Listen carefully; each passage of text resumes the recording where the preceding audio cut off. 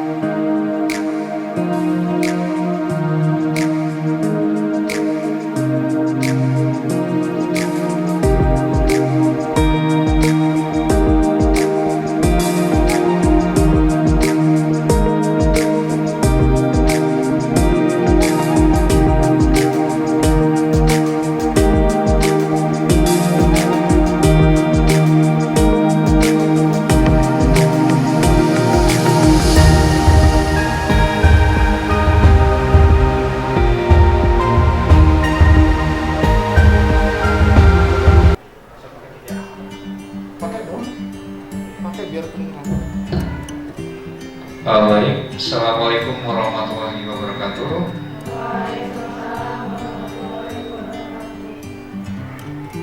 Terima kasih untuk ibu-ibu semua yang sudah hadir di ruangan ini. Di sini saya akan mempresentasikan sebuah materi yaitu tentang budaya positif. Jadi ini adalah satu materi yang saya sharekan atau saya bebaskan pada ibu-ibu semua, yaitu dari hasil yang saya laksanakan saat ini adalah program guru penggerak. Ya, mungkin pernah dengar kan di sekolah atau di kampusnya ada namanya sekolah penggerak, kampus penggerak. Nah, ini adalah guru penggerak. Kemudian materi yang akan saya bagikan, ya ini saya sudah sharing ya, bukan berarti saya di depan paling paham, jadi sekedar berbagi saja, yaitu tentang budaya positif. Jadi apa sih budaya positif itu? Jadi bagaimana kita mau di sekolah itu menciptakan hal yang positif, yaitu budaya positif. Nanti untuk lebih jelasnya nanti akan saya sampaikan materinya. Arti budaya, jadi kita dari awal dulu. Jadi budaya itu adalah merupakan bentuk jamak dari budi yang memiliki arti budi atau akal. Sedangkan dalam bahasa Inggris budaya dikatakan nama kultur, yang berasal dari bahasa Latin color, yang colore itu saja ya, yang memiliki arti mengolah atau mengerjakan budaya, merupakan pola atau cara hidup yang terus berkembang oleh sekelompok orang dan diturunkan pada generasi berikutnya. Nah, budaya positif di sekolah ialah nilai-nilai, keyakinan dan kebiasaan di sekolah yang berpihak pada murid, berkembang menjadi pribadi kritis, penuh hormat dan bertanggung jawab. Jadi budaya positif ini lebih ditekankan pada kesiswaan. Nah, jadi dalam budaya positif ini nanti akan ada beberapa konsep. Yang pertama itu adalah perubahan paradigma stimulus respon lawan dengan teori kontrol, kemudian keyakinan kelas, hukuman dan penghargaan. Kemudian nanti ada materi tentang 5 posisi kontrol. Kemudian nanti ada arti disiplin 3 motivasi perilaku manusia. Kemudian nanti ada materi 5 kebutuhan dasar manusia.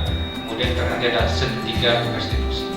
Nah, itu nanti yang akan saya bahas materi yang sudah disampaikan tadi. Sebelum saya masukin ke materi, ini ada sebuah video untuk membukanya, bisa kita simak.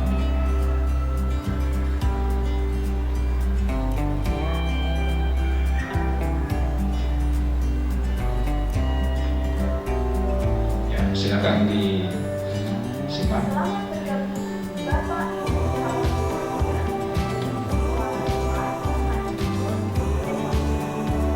Saya yakin Bapak Ibu yang telah bertahun-tahun mengajar, mendampingi murid-murid bertumbuh dan berkembang, menyadari bahwa belajar adalah kunci dari pengajar. Belajar adalah modal besar pengajar. Bapak Ibu telah memiliki modal utama guru penggerak, yaitu semangat untuk belajar. Dalam modul ini, Bapak Ibu akan menjelajahi dan memahami budaya yang ada di dunia pendidikan hingga mengakar pada praktik di sekolah. Bagaimana budaya positif di sekolah ini bisa membentuk karakter murid, guru, dan bahkan visi dan misi dalam sekolah itu sendiri. Selain itu, Bapak Ibu juga akan belajar memproses disiplin positif dalam budaya sekolah yang nantinya akan menjadi perubahan baru yang menggerakkan seluruh komponen sekolah. Modul budaya positif di sekolah ini diharapkan dapat menjadi pembelajaran, tempat untuk berproses, wadah untuk berdiskusi, dan menumbuhkan semangat satu dengan yang lainnya agar dapat tercipta pribadi-pribadi dengan kontrol penuh pada diri dan karakter yang kuat, yang menjadi penggerak bagi para guru serta segenap tatanan komponen sekolah untuk memajukan pendidikan di Indonesia. Selamat belajar!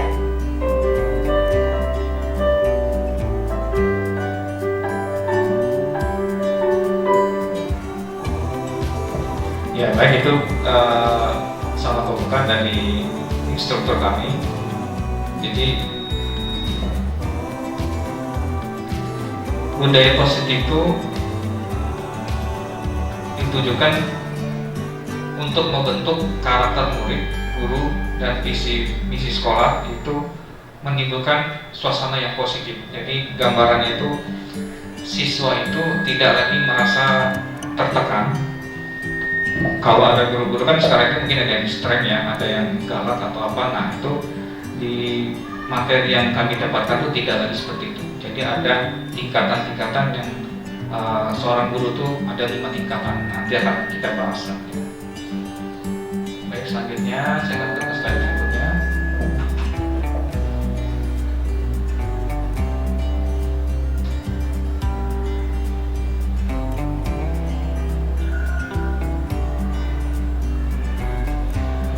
Perubahan paradigma budaya positif. Ini dari paparan Dr. William Glasser dalam kontrol teorinya, untuk meluruskan beberapa miskonsepsi tentang kontrol, yaitu ilusi guru mengontrol murid, ilusi bahwa semua penguatan positif efektif dan bermanfaat. Yang ketiga, ilusi bahwa kritik dan membuat orang merasa bersalah itu dapat menguatkan karakter. Ilusi bahwa orang dewasa memiliki hak untuk memaksa. Ini dalam segi negatif ya maksudnya ya.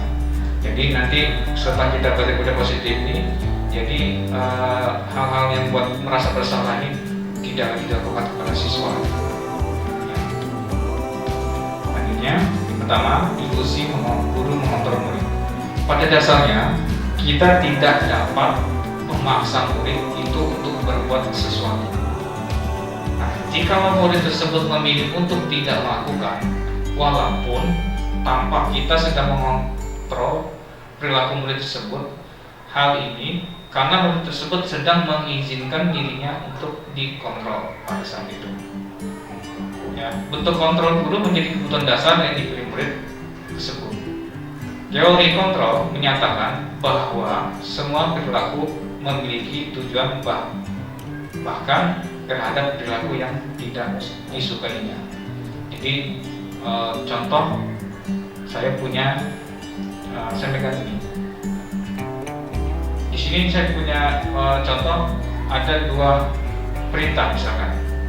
Yang pertama, saya memerintahkan dalam diri saya untuk buka, ya, untuk buka.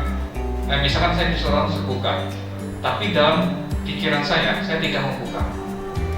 Nah, jadi yang membuat yang kontrol yang paling utama siapa?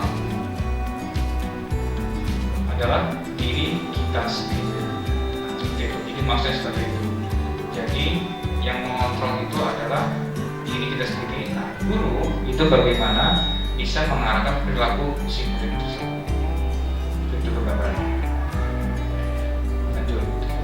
Ilusi bahwa semua penguatan positif efektif dan bermanfaat. Penguatan positif atau pujukan adalah bentuk-bentuk kontrol segala usaha untuk mempengaruhi murid agar mengulangi suatu perilaku tertentu adalah suatu usaha untuk mengontrol murid tersebut dalam jangka waktu tertentu.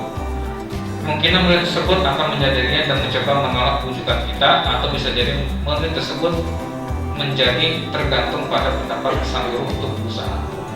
Jadi di sini maksudnya ada 2. Murid itu jadi ketika dia dikontrol oleh gurunya, dia otomatis selalu akan menjadi terpatok oleh gurunya. Dia tidak bisa berubah kalau tidak ada perintah atau kontrol dari gurunya. Yang kedua, murid itu kalau menolak pujukan kita, berarti dia punya kontrol diri yang kuat. Dia tidak mau mendengarkan orang lain. Berarti kontrol diri dia kuat. Seperti itu maksudnya. Jadi ada positif, ada negatifnya. Kalau kita menguasai ilmu kontrol tadi. Nah, yang berikutnya, ilusi bahwa orang dewasa memiliki hak untuk memaksa. Jadi pembahasannya adalah banyak orang dewasa yang percaya bahwa mereka memiliki tanggung jawab untuk membuat murid-murid berbuat hal-hal tertentu. Apapun yang dilakukan dapat terima selama ada sebuah kemajuan berdasarkan sebuah pengukuran kinerja. Pada saat itu pula, orang dewasa akan menyadari bahwa perilaku memaksa tidak akan efektif untuk jangka waktu yang panjang dan hubungan permusuhan akan terbentuk. Maksudnya itu adalah orang dewasa itu merasa kayak guru, merasa dia paling dewasa untuk mengatur si siswanya. Nah, perilaku maksa itu dalam kegiatan kita di sekolah itu tidak akan menjadi hal yang efektif, karena suatu saat ketika siswa itu akan berontak, itu tidak akan bisa mengikuti lagi. Jadi ini adalah orang dewasa melihat untuk maksa itu sebenarnya tidak baik dilakukan, karena nanti suatu saat akan menyebabkan permusuhan yang akan terbentuk. Jika seorang guru terlalu memaksa, ya, intinya ini adalah seorang guru terlalu memaksa keinginan dia, lama siswa itu akan tertekan, dia akan menjadi dendam dan menjadi permusuhan di akan datang. Jadi seperti itu maksudnya. Nah, ini adalah stimulus respon lawan teori kontrol dengan pandangan tentang dunia. Yang pertama, stimulus respon tentang dunia. Yang pertama, realitas. Kebutuhan itu kita sama. Nah, kalau teori kontrol tentang dunia itu realitas, kebutuhan kita berbeda, tidak sama. Yang berikutnya, semua orang melihat yang sama. Kalau teori kontrol tentang dunia itu setiap orang memiliki gambaran yang berbeda. Kemudian yang ketiga, kita mencoba mengubah orang agar berpandangan sama dengan kita. Kalau di dunia, kita berusaha memahami pandangan orang lain tentang dunia. Jadi ini ada yang pro kontranya, ya. Jadi maksudnya ini stimulus respon tentang dunia, yang satunya teori kontrol tentang dunia. Nah, yang keempat, orang lain bisa mengontrol saya. Tapi kalau dikontrol dunia, semua perilaku memiliki tujuan. Jadi tidak bisa dikontrol. Kemudian yang kelima, saya bisa mengontrol orang lain. Tapi kalau di teori kontrol tentang dunia, Anda tidak bisa mengontrol diri saya. Ya, itu adalah teori antara stimulus respon melawan teori kontrol pandangan tentang dunia. Kemudian selanjutnya, arti disiplin dan 3 motivasi perilaku manusia. Disiplin berasal dari bahasa Latin yaitu disciplina, yang artinya belajar. Makna asal kata berkonotasi dengan disiplin diri dari murid Socrates dan Plato. Disiplin diri membuat orang menggali potensinya menuju sebuah tujuan, apa yang dia hargai. Dalam budaya kita, makna kata disiplin telah berubah menjadi sesuatu yang dilakukan seseorang pada orang lain untuk mendapatkan kepatuhan. Kecenderungan umumnya adalah menghubungkan kata disiplin dengan ketidaknyamanan, bukan apa yang kita hargai atau pencapaian suatu tujuan. Nah, ini 3 motivasi perilaku manusia untuk menghindari ketidaknyamanan atau hukuman. Jadi manusia itu punya motivasi perilakunya. Yang pertama, dia suka menghindari ketidaknyamanan atau hukuman. Itu yang pertama. Yang kedua, manusia itu dia akan melakukan hanya untuk mendapatkan imbalan atau penghargaan orang lain. Yang ketiga, dia ingin untuk menjadi orang yang mereka inginkan dan menghargai diri sendiri dengan nilai-nilai yang mereka percaya. Kira-kira dari ketiga tersebut, mana yang lebih baik? Yang ketiga, ya. Kalau kita punya motivasi itu, ya kalau bisa yang ketiga. Jadi maksudnya itu segala apa yang kita lakukan itu kalau bisa jangan yang pertama ataupun yang kedua. Contoh, misalkan kita sebagai guru, kita mengajar siswa itu apa karena ingin sekedar mendapatkan gaji, ataukah kita mengajar itu untuk mendapatkan pujian dari kepala sekolah, atau pujian dari sesama rekan sejawat kita, atau pujian orang lain. Atau yang ketiga, kita menjadi guru memang punya kesadaran atau punya tujuan ingin membuat siswa itu benar-benar menjadi siswa yang bermakna. Dalam artian siswa itu mendapatkan pelajaran yang bermakna. Jadi bukan kita mengajar di kelas itu bukan didasari oleh 1 dan 2 karena reward atau pujian ataupun karena punishment. Ya, jadi ya untuk rekan-rekan guru yang di sini kalau bisa ya kita bekerja itu sesuai dengan dari hati karena menghargai diri sendiri dan juga menghargai nilai-nilai yang ada. Jadi itu 3 motivasi perilaku manusia dan 3. Dan kalau bisa kita yang ketiga. Kalau belum bisa ya belajar berusaha untuk menjadi yang ketiga. Oke, kita lanjut lagi. Nah, yang pertama untuk menghindari ketidaknyamanan atau hukuman. Ini adalah tingkat paling terendah dari motivasi perilaku manusia. Jadi ini adalah kalau tingkat karangan itu yang paling rendah tadi ya, nomor 1 ya. Jadi biasanya orang yang motivasinya perilakunya untuk menghindari hukuman atau ketidaknyamanan akan bertanya apa yang akan terjadi apabila saya tidak melakukan. Ya, kemudian sebenarnya mereka sedang menghindari permasalahan yang mungkin muncul dari pengaruh secara fisik, psikologis maupun tidak terpenuhinya kebutuhan mereka bila mereka melakukan tindakan tersebut. Ya, jadi ini adalah kalau kita masih punya motivasinya seperti itu adalah tingkat untuk motivasi yang paling rendah. Nah, yang kedua, motivasi kedua, ini yang 1 tingkat di atas yang tadi. Yang pertama, di sini orang berperilaku untuk mendapatkan imbalan atau penghargaan dari orang lain. Ya, itu tadi ya, yang mendapatkan pujian atau mendapatkan reward. Nah, orang dengan motivasi ini akan bertanya, apa yang akan saya dapatkan apabila saya melakukan hal tersebut? Nah, itu dia bertanya dalam diri atau dalam menyampaikan ke orang lain atau kepada pimpinannya. Nah, mereka yang melakukan sebuah tindakan untuk mendapat pujian dari orang lain, menurut mereka penting. Mereka letakkan dunia itu dalam dunia berbatas mereka. Mereka juga melakukan sesuatu mendapatkan hadiah, pengakuan dan atau imbalan. Nah, itu adalah tingkatan yang kedua. Nah, kalau bisa kita dapat yang tingkatan yang ketiga tadi.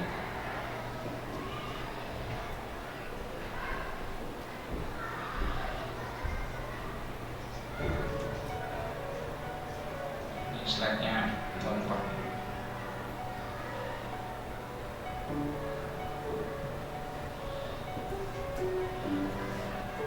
Oke, materi selanjutnya yaitu adalah tentang keyakinan kelas hukuman pelanggaran.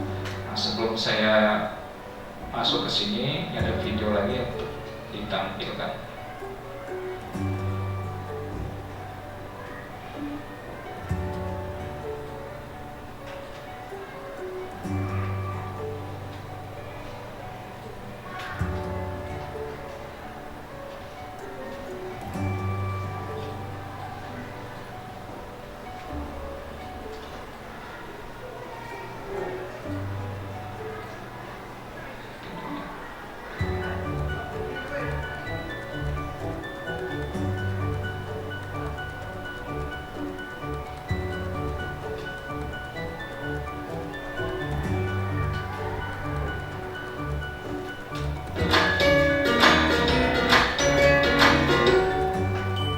Salam dan bahagia Ibu dan Bapak guru hebat.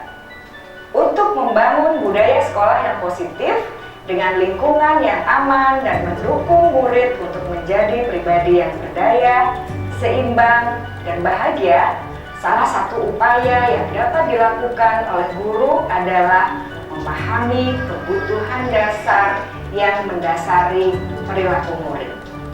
Pada video kali ini, kita akan membahas tentang 5 kebutuhan dasar manusia.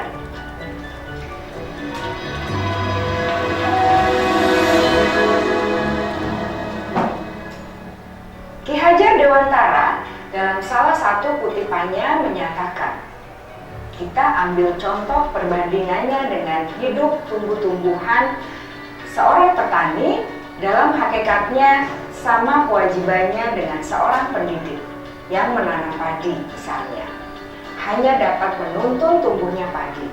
Ia dapat memperbaiki kondisi tanah, memelihara tanaman padi, memberi pupuk dan air, membasmi ulat-ulat atau jamur-jamur yang mengganggu hidup tanaman padi, dan lain sebagainya. Ketika guru memahami kebutuhan apa yang mendasari perilaku murid, dan guru berusaha menuntun dan mendukung murid dalam memenuhi kebutuhannya secara positif, pada hakikatnya guru tersebut ibarat seorang petani yang sedang berusaha memahami kebutuhan masing-masing tanaman, dan ia berusaha memenuhi kebutuhan tanaman tersebut agar dapat tumbuh dengan subur dan maksimal.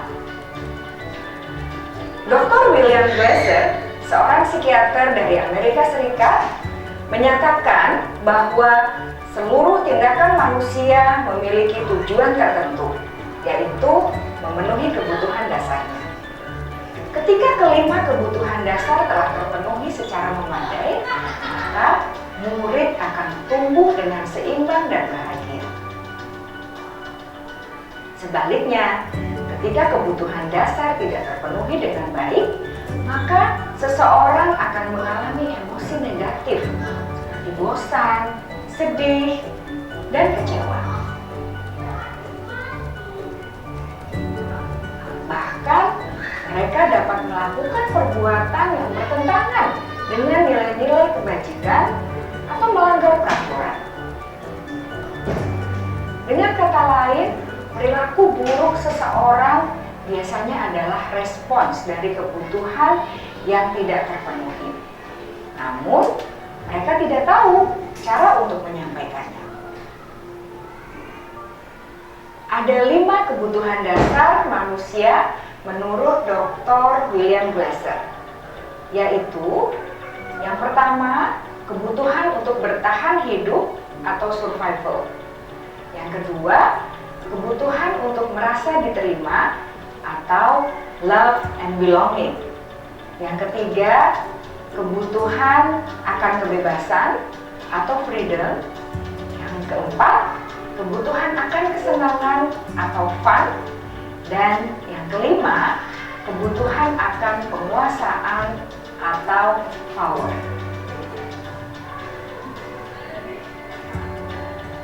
Kebutuhan dasar yang pertama adalah kebutuhan yang bersifat fisiologis untuk bertahan hidup atau survival. Misalnya, kesehatan, rumah, dan makanan. Kebutuhan biologis sebagai bagian dari proses reproduksi termasuk kebutuhan untuk tetap bertahan hidup. Kebutuhan untuk merasa aman juga termasuk dalam kebutuhan ini.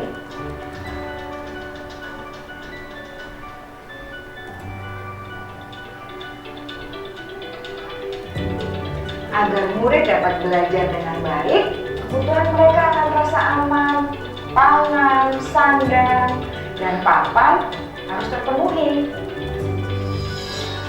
Bagaimana mungkin mereka dapat belajar dengan baik bila mereka datang ke sekolah dengan perut yang lapar atau bila rumah mereka kebanjiran?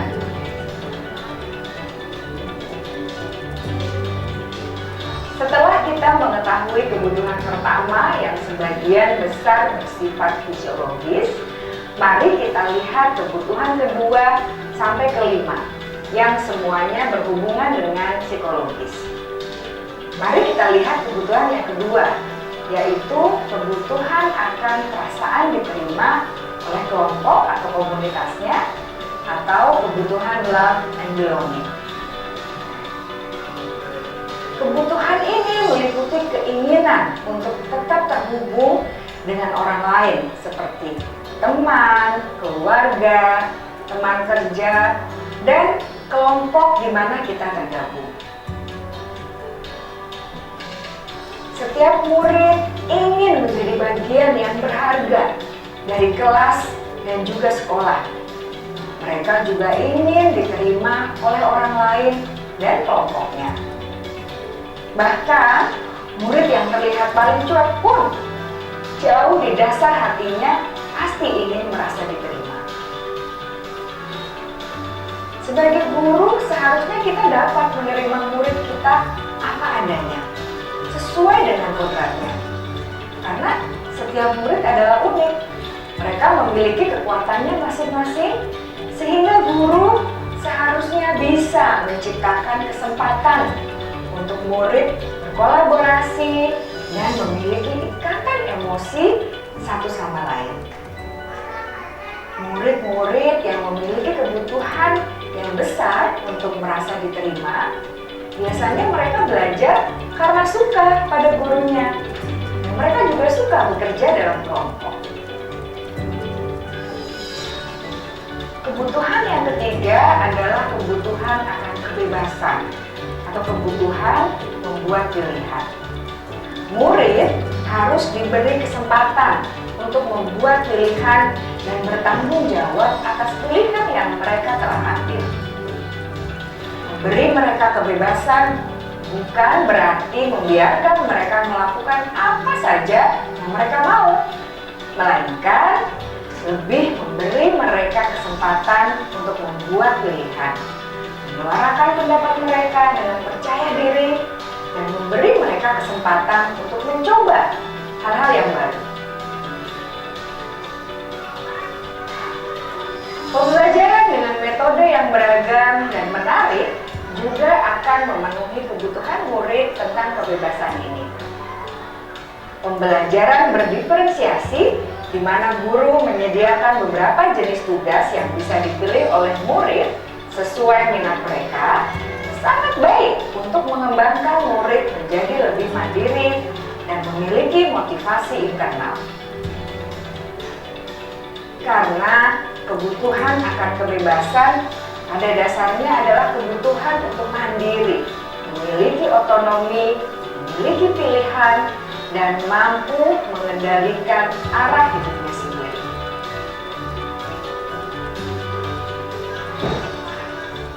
Kebutuhan yang keempat adalah kebutuhan akan kesenangan. Bayangkan Bapak Ibu, hidup tanpa rasa senang, betapa menyedihkannya.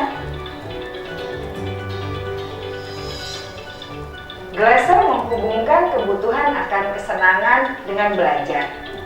Jangan sepelekan kebutuhan murid untuk merasa senang di kelas. Sebagai guru, jangan ragu-ragu untuk dengan sengaja memasukkan kegiatan yang menyenangkan dalam kelas.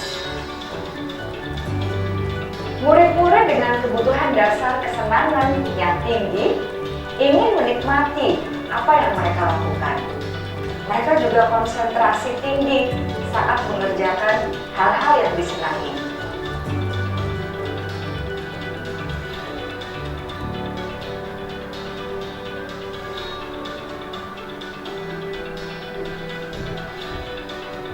Kebutuhan yang kelima adalah kebutuhan akan penguasaan. Setiap murid memiliki kebutuhan untuk merasa kompeten, menjadi terampil, diakui pencapaian dan keterampilannya, didengarkan, bisa membuat dampak dan pengaruh, dan memiliki rasa harga diri. Mereka sebaiknya diberi kesempatan untuk membuat keputusan tentang hal-hal yang penting dalam hidupnya dan tidak merasa dikontrol oleh sistem sekolah. Pada murid yang telah menginjak usia remaja, seringkali mereka merasa tidak memegang kendali atas kehidupannya sendiri, karena guru kerap kali berpengaruh dalam mengambil keputusan. Murid-murid yang memiliki kebutuhan dasar akan penguasaan yang tinggi biasanya selalu ingin menjadi pemimpin. Mereka juga suka mengamati sebelum mencoba hal-hal yang baru. Mereka juga perfeksionis dan merasa kecewa bila melakukan kesalahan.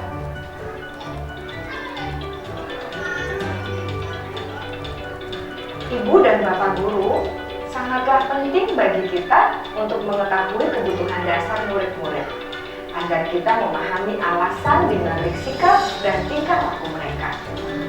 Bila murid berperilaku buruk atau melanggar peraturan sehingga tindakannya tidak sesuai dengan nilai-nilai kebajikan, maka guru harus mencari tahu alasan yang mendasari tindakan tersebut dan kebutuhan apa yang belum terpenuhi. Melalui percakapan dengan guru dalam pendekatan disiplin positif, murid dapat diajak untuk bersikap reflektif dalam mengenali kebutuhan-kebutuhan yang berusaha mereka penuhi dan mendasari tindakan mereka. Jika guru mengabaikan perilaku buruk murid-murid, maka perilaku tersebut akan berpengaruh pada suasana kelas yang kurang kondusif dan akan berpengaruh pada tujuan dari pendidikan itu sendiri. Ibu bapak guru hebat, mari kita menjadi guru yang lebih baik dengan memahami kebutuhan dasar murid-murid kita dan senantiasa membimbing mereka untuk menjadi pribadi yang berdaya, seimbang, dan bahagia. Salam dan bahagia, ibu dan bapak guru hebat. Kira-kira apa ininya? Kesimpulannya? Bisa menyampaikan dari video yang ditayangkan? Ada yang mau komentar? Apa boleh kok? Jadi nggak rasa parah lagi. Kira apa? Ini seorang guru harus bagaimana ketika kelas menghadapi murid yang membuat masyarakat. Nah, di video ini adalah jadi di sini membahas tentang kebutuhan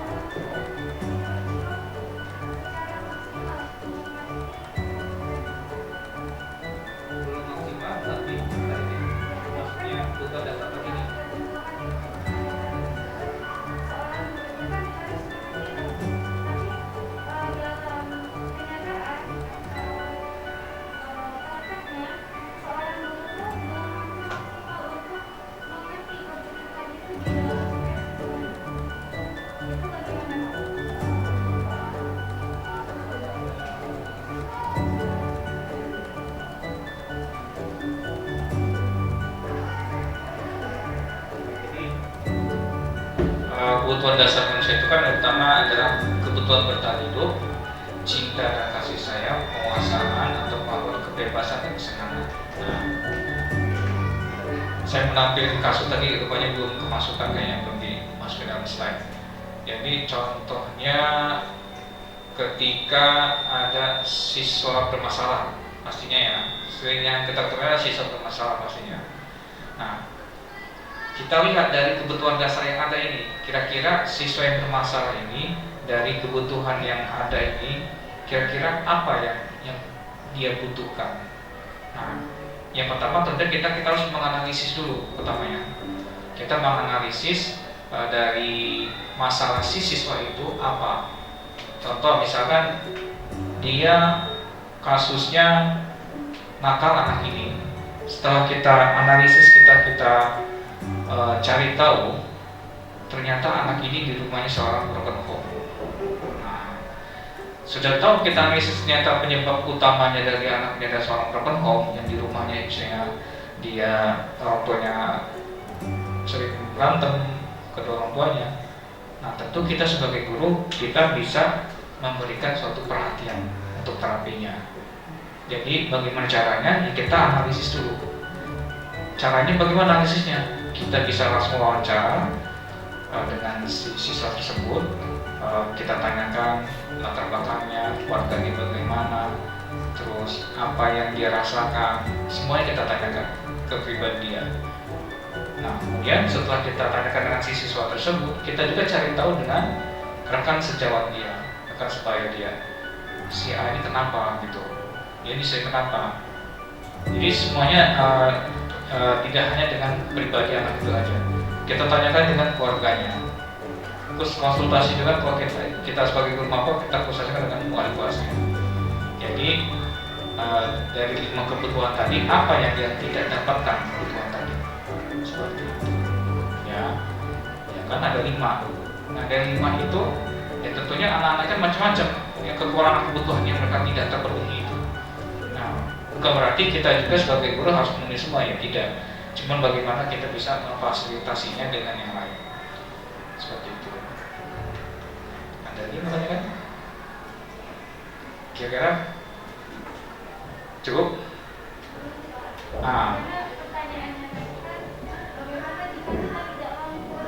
Oh, tidak mampu. Jika kita tidak mampu, ya kan dari kebutuhan tadi itu kan memang tadi kan sudah sampai barusan, kita tidak mungkin mampu memang 100% untuk memenuhi kebutuhannya, tapi setidaknya kita bisa sedikit memfasilitasi lah, karena nggak mungkin kita misalkan aja orang yang tidak mampu, bukan ini yang pertama kebutuhan bertahan hidup. Nah, yang kebutuhan bertahan hidup kan butuh materi ya. Nah, tentunya kalau kita memang tidak sanggup memenuhi materi dia, ya mungkin kita carikan apa, kita lakukan melakukan apa dengan sekolah atau sumbangan atau bagaimana, tapi tidak mungkin 100% akan membantu dia, tidak. Tapi setidaknya dia merasa kebutuhannya itu sudah ada yang peduli dengan dia, gitu. Ya kalau kita nggak mungkin super guru harus bisa semuanya, enggak juga. Tapi setidaknya dia merasa ada perhatian gitu. Dari 5 kebutuhan yang dia tidak terpenuhi oleh orang tuanya atau dirinya, ya setidaknya kita sebagai guru bisa memfasilitasinya ada peduli dengan dia. Jadi dia merasa saya ini diperhatikan oleh gurunya, seperti itu. Ada lagi? Kalau ada kita lanjut lagi ke video berikutnya.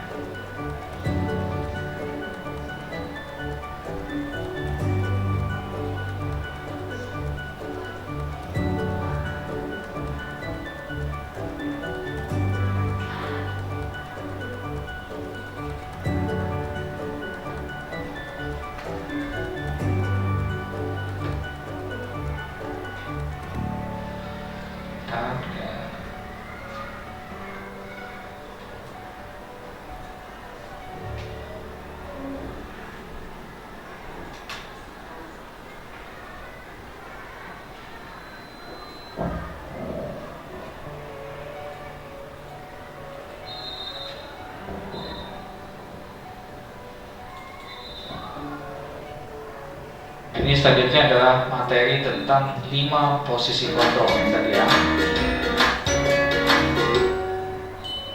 Salam bahagia Ibu dan Bapak guru hebat. Dalam penerapan disiplin positif restitusi, salah satu program yang dikembangkan adalah 5 posisi kontrol. 5 posisi kontrol dalam restitusi adalah proses perjalanan seorang pendidik agar dapat mengenali dirinya. Pada video kali ini, kita akan membahas tentang 5 posisi kontrol yang dikembangkan oleh Diane Goshen dan contoh penerapannya.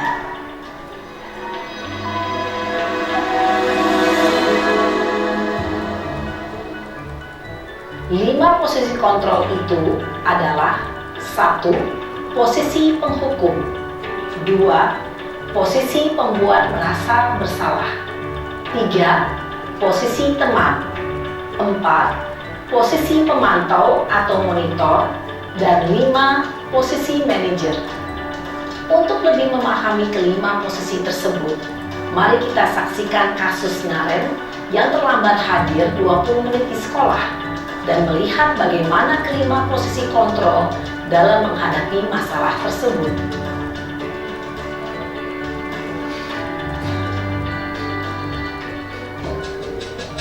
Ya, ini adalah posisi yang paling bawah ya, penghukum. Kita lihat nih bagaimana reaksi seorang guru ketika melihat terlambat. Naren! Sini kamu! Selamat pagi, Bu. Selalu terlambat. Kamu deh, pasti terlambat. Maaf, Bu. Saya Apa? Apa coba? Alasan kamu apa lagi? Kapan sih kamu tidak terlambat? Malas sekali ya kamu jadi anak. saya Dasar pemalas. Gak kapok-kapok sih kamu. Sudah berapa kali terlambat? Sana, kamu keliling lapangan basket 2 kali. Kenapa saya harus keliling lapangan basket, Bu? Kenapa? Kamu melawan ibu? Berani-beraninya jawab. Sudah terlambat, masih berani jawab pula. Sekarang, keliling lapangan basket 5 kali sekalian. Biar kapok. Cepat! Pergi sana ke lapangan basket. Posisi penghukum biasanya berbicara dengan nada tinggi, menghardik, menunjuk-nunjuk, menyakiti, dan menyindir. Hukuman bisa berupa fisik maupun psikis. Ibu dan Bapak guru hebat, dampak yang terjadi pada murid ketika guru berada pada posisi penghukum adalah murid cenderung akan memberontak, bahkan menyimpan dendam.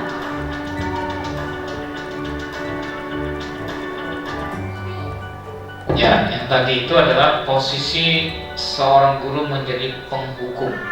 Itu adalah kalau dalam tingkat derajatnya itu yang paling bawah.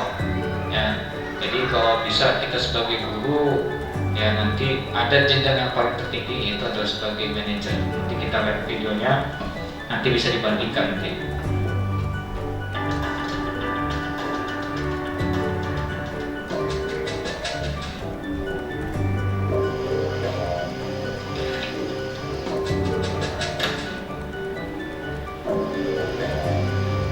Naren!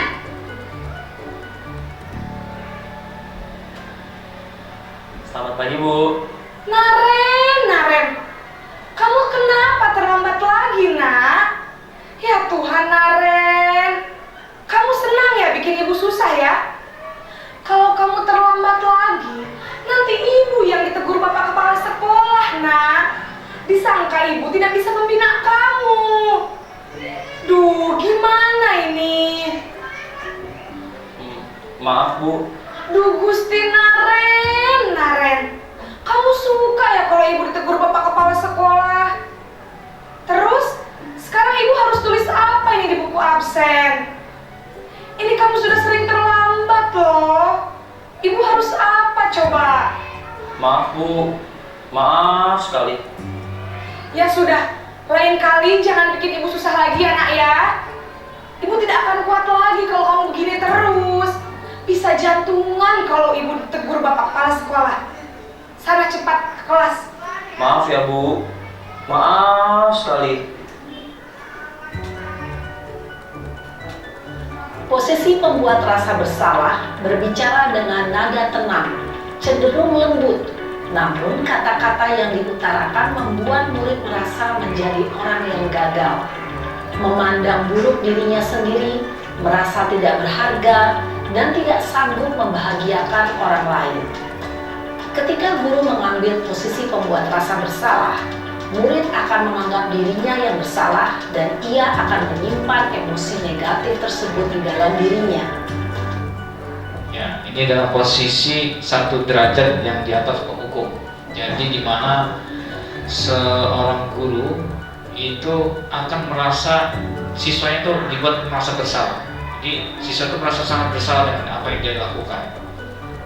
Jadi dengan sikap seperti ini, itu nanti si siswa akan menjadi merasa dirinya rendah, merasa dirinya terbawa, merasa bersalah terus dia. Akhirnya jiwa dia juga jadinya tidak bisa berkembang dengan baik. Nah, jadi ini adalah posisi yang kedua. Seorang guru ini posisi kedua. Mungkin masih ada kali ya yang seperti itu guru kita, ya semoga aja nanti bisa berubah. Selanjutnya yang ketiga, yaitu sebagai sahabat, sebagai teman ya teman.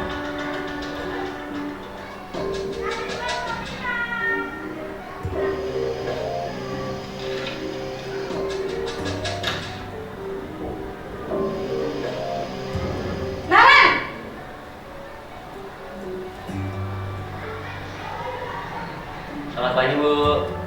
Wah, sudah jam berapa ini, Nak? Terlambat lagi ya, sayang? Iya, Bu. Habis ibu saya lupa bangunkan saya, Bu. Kamu malah menyalahkan ibu kamu. Kamu bukannya anak yang larinya paling kencang. Kok terlambat sih? Iya, Bu. Saya memang terlambat bangun tadi. Jadi, biarpun saya lari kencang, tetap gak kekejar, Bu. Ya sudah sana, nanti lain kali larinya lebih kenceng lagi ya. Biar gak terlambat lagi. Bikin seneng ibu, demi ibu. Bisa kan? Bisa lah, Bu. Ya sudah sana masuk kelas. Ibu beresin urusan absen kamu. Kamu ini ada-ada saja. Dalam posisi teman, guru berbicara dengan nada suara ramah, akrab, cenderung bersenda gurau untuk menjaga suasana tetap santai. Murid akan merasa senang, aman, dan akrab dengan guru. Identitas yang tercipta adalah identitas sukses atau berhasil. Namun, perlu diingat, karena ini masih dorongan eksternal, maka ada faktor ketergantungan dari murid kepada orang tertentu. Di sini, guru absennya, sehingga di lain waktu, murid bisa berperilaku baik, namun hanya kepada orang-orang tertentu saja. Ya. Jadi ini yang posisi ketiga. Jadi ini yang lebih baik dari yang 1-2 tadi. Jadi dalam posisinya guru sikapnya seperti teman dengan si siswanya. Nah, di sini ada sisi negatifnya, yaitu adalah si siswa itu akan merasa tergantungan dengan guru tersebut. Kemudian dia tidak bisa menjadi seorang yang mandiri. Tapi memang di sini agak berbeda dengan yang 1-2 tadi. Di sini guru lebih lemah lembut ya kayak teman lah ngobrolnya. Nah, tapi yang dampak negatifnya ya seperti ini. Kita lanjut yang posisi yang keempat. Posisi pemantau.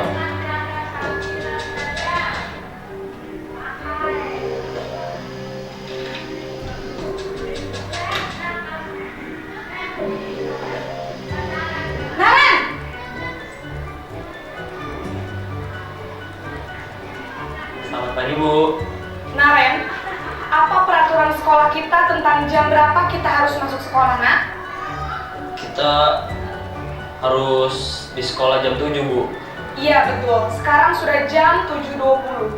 Naren sudah tahu konsekuensinya jika terlambat hadir. Paham, Bu. Saya harus tinggal kelas pas jam istirahat selama 20 menit. Iya benar, konsekuensinya demikian. Jadi nanti jam 9.30 pas istirahat, kamu harus tinggal di kelas, kerjakan tugas tambahan untuk ketertinggalan kamu, ya? Baik, Bu. Posisi pemantau mengandalkan penghitungan atau data untuk mengontrol murid. Guru mengarahkan murid berdasarkan peraturan dan konsekuensi. Seorang pemantau menunjukkan bahasa tubuh dan ekspresi wajah yang datar dan cenderung formal.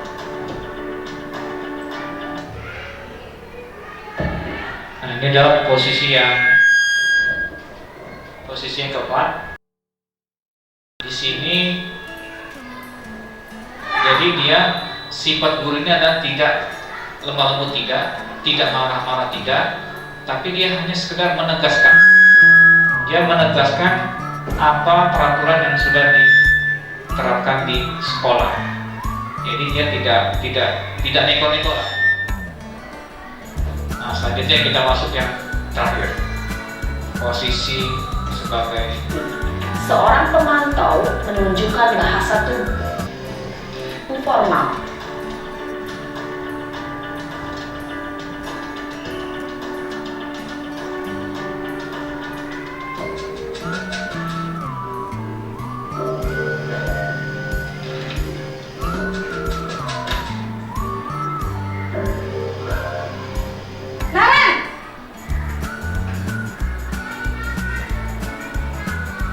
Selamat pagi, Bu.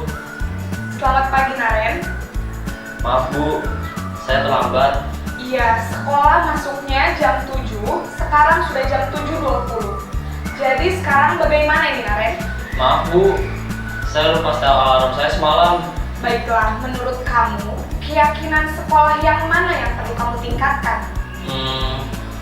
Menghargai diri sendiri dan orang lain mungkin ya, Bu. Setuju. Jadi, apakah Naren meyakini prinsip saling menghormati tersebut? Iya, Bu. Saya meyakininya. Apakah Naren bersedia memperbaiki masalah keterlambatan ini? Bersedia, Bu. Bagaimana kamu akan perbaiki masalah keterlambatan ini? Saya akan coba untuk tidak lupa menyetel alarm saya, Bu. Baik, kalau Naren lupa menyetel alarm di rumah, ada orang yang kira-kira bisa bantu mengingatkan tidak? Ada, Bu. Kakak saya, Kak Emma. Ada lagi selain Kak Emma? Selain Kak Emma, ada ibu saya. Baik, jadi yang mengingatkan Naren adalah Kak Emma dan ibu kamu ya? Kira-kira akan mulai setel alarm kapan nih, Naren? Setelah pulang sekolah, akan segera saya lakukan. Baik, jadi Naren akan setel alarm untuk bangun besok pagi dan akan diingatkan oleh kakak dan ibunda Naren ya. Ada lagi yang mungkin perlu dilakukan, Naren, agar tidak terlambat bangun lagi? Tidak ada, Bu. Baik, Naren, terima kasih untuk kerjasama kamu. Sekarang kamu perlu kembali ke kelas untuk belajar. Baik, Bu. Terima kasih. Posisi manajer adalah posisi kontrol yang disarankan untuk membimbing murid memiliki sikap disiplin yang positif, yaitu murid yang mandiri, bertanggung jawab, dan dapat memecahkan masalah. Tujuan dari posisi ini adalah agar murid dapat berefleksi atas tindakannya.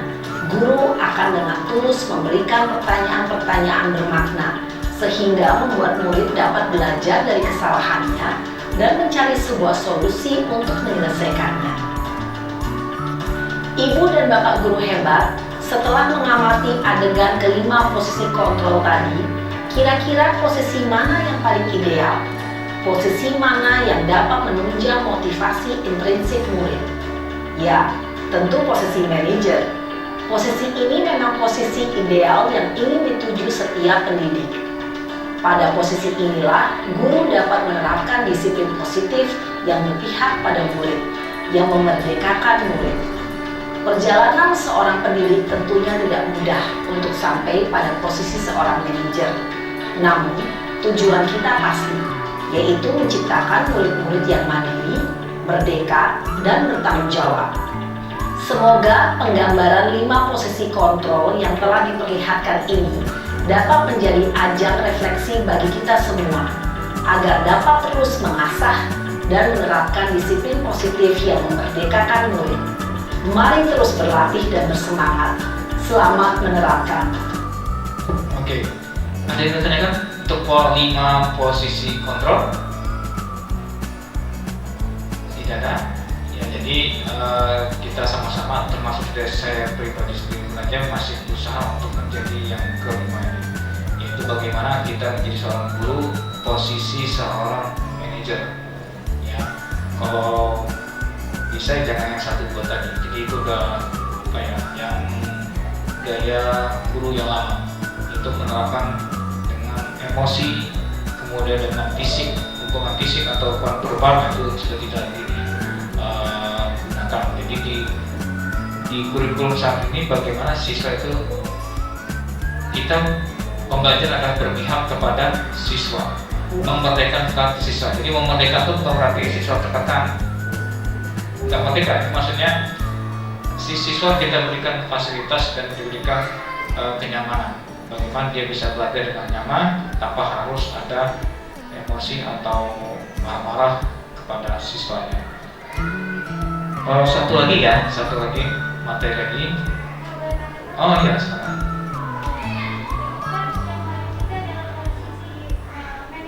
Iya.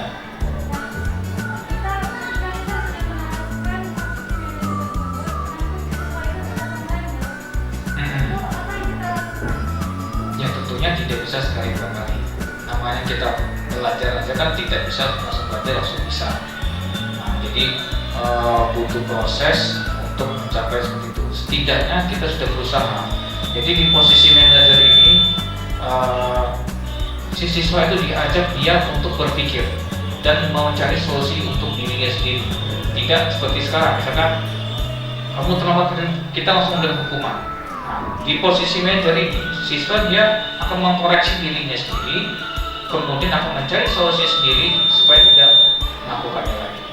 Nah, bagaimana bisa supaya bisa ya terus lakukan, tidak bisa sekali 2 kali tentunya. Seperti itu. Terus lagi. Kalau bisa kita posisinya sudah manajer, meskipun gagal ya coba lagi. Karena karakter anak tadi kan, nah tadi kembali ke karakter anak, kan tadi ada kebutuhan 5 tadi itu. Kembali ke situ. Ada lagi? Satu lagi materi ya, satu lagi. Sudah dulu.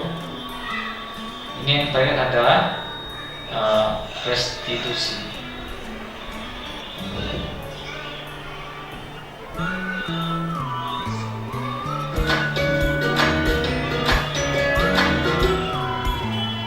Salam dan bahagia Ibu dan Bapak guru hebat. Pada video kali ini kita akan membahas tentang salah satu program disiplin positif yang diterapkan di lingkungan sekolah yang dikenal dengan nama restitusi.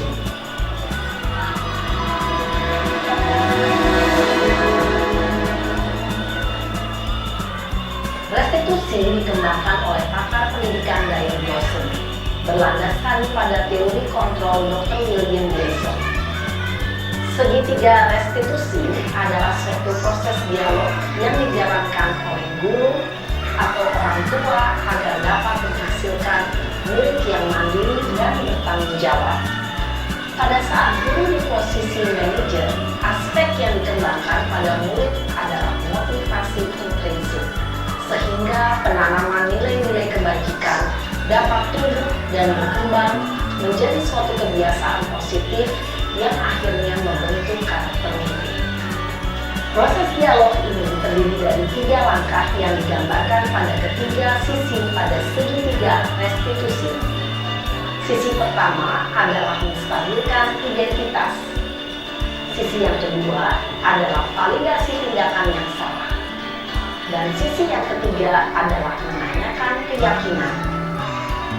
Ibu dan Bapak guru, berikut ini akan ditunjukkan bagaimana seorang guru berada dalam posisi manajer menggunakan penerapan segitiga restitusi.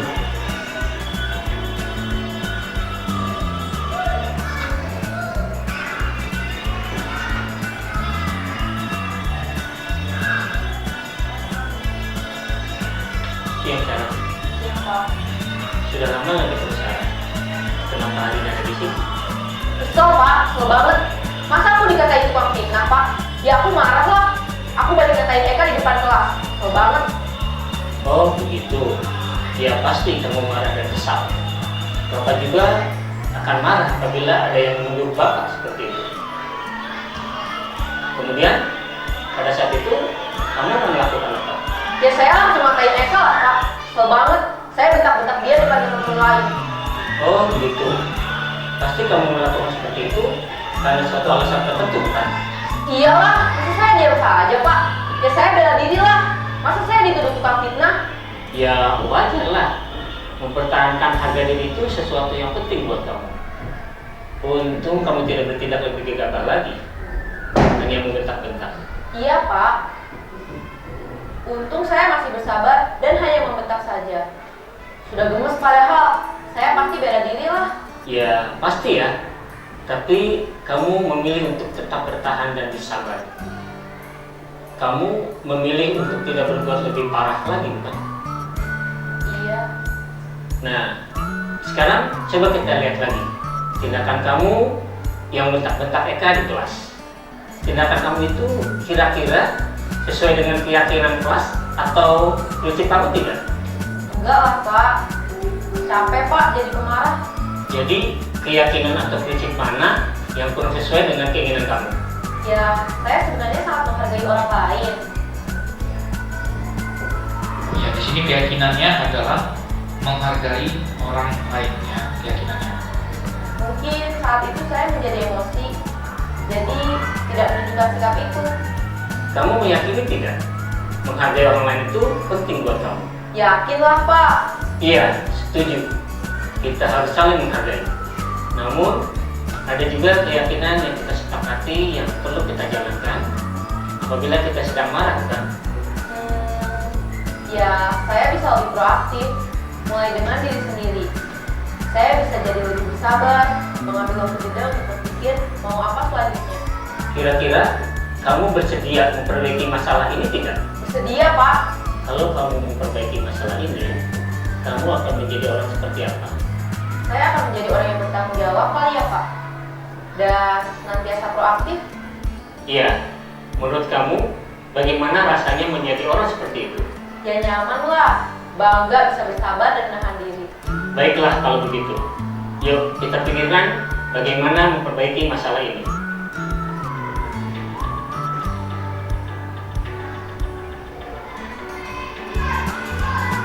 Ibu dan Bapak guru hebat. Baru saja kita menyaksikan contoh bagaimana seorang guru berada dalam posisi manajer menggunakan penerapan segitiga restitusi.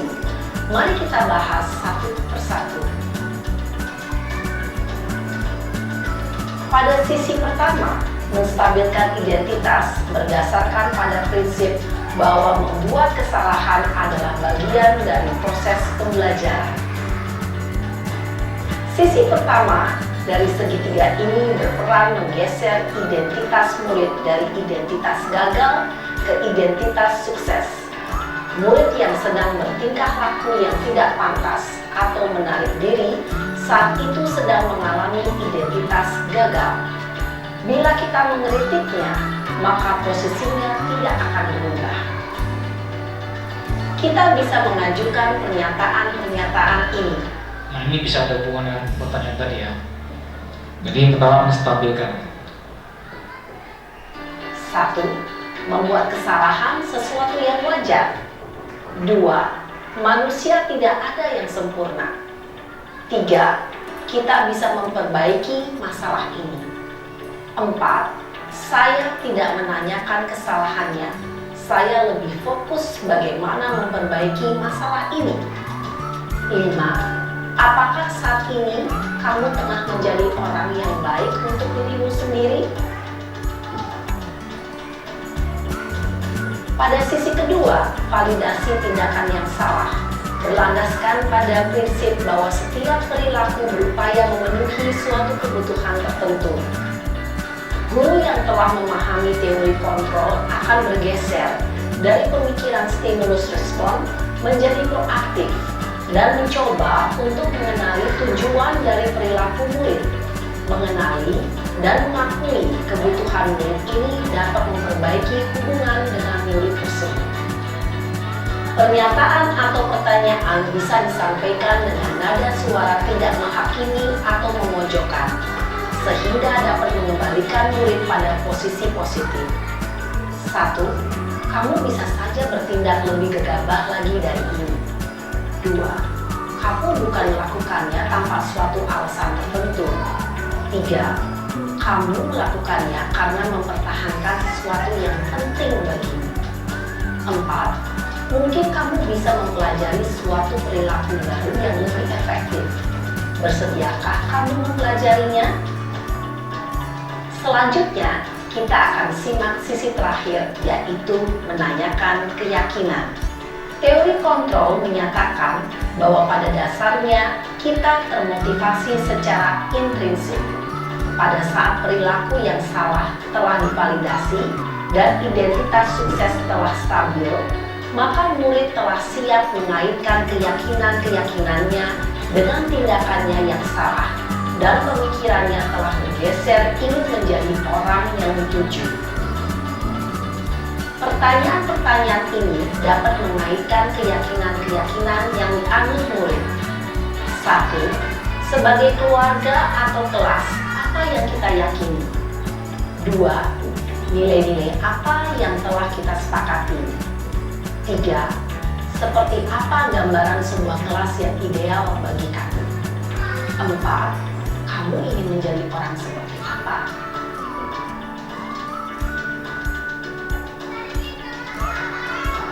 Dalam menerapkan segitiga restitusi, perlu diperhatikan beberapa hal, yaitu 1.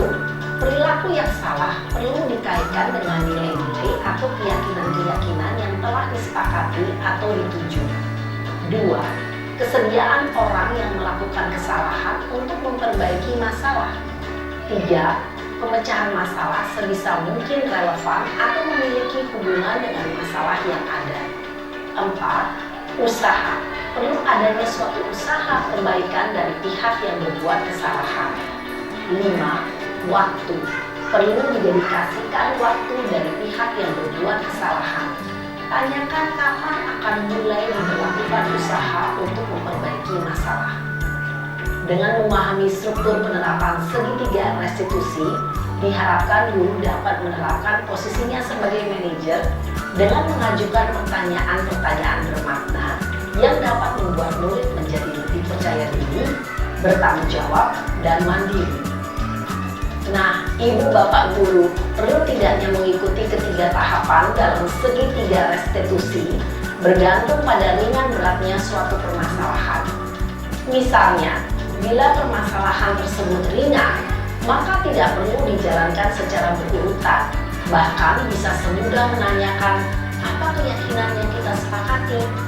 Dengan menjalankan segitiga restitusi, dengan mengajukan pertanyaan-pertanyaan bermakna, diharapkan murid menjadi lebih kuat secara pribadi, dapat membuka wawasan murid agar dapat menyelesaikan permasalahannya sendiri, semakin percaya diri, mandiri, dan merdeka. Salam dan bahagia, Ibu Bapak Guru hebat. Oke, itu sudah materi yang terakhir, itu penutupnya. Jadi segala yang kegiatan tadi itu ditutup dengan restitusi. Jadi restitusi ini digunakan kalau memang kita terakhir menyampaikan keyakinan tadi tidak cukup, kita lakukan namanya restitusi. Ya, mungkin itu yang ditanyakan tadi, bisa melakukan restitusi tadi. Jadi lebih dalam lagi kita ke siswanya. Baik, itu saja materi yang bisa saya sharekan, ya saya berbagi. Bukan berarti saya yang baru paham, karena masih belajar. Jadi ini adalah suatu bentuk pengimbasan apa yang sudah saya pelajari di program guru penggerak. Ya, semoga nanti bisa bermanfaat untuk ibu semua nanti pada saat yang terjun di lapangan sesungguhnya nanti.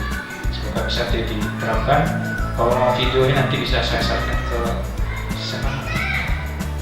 Viva ya, nanti saya share videonya biar bisa dipelajari.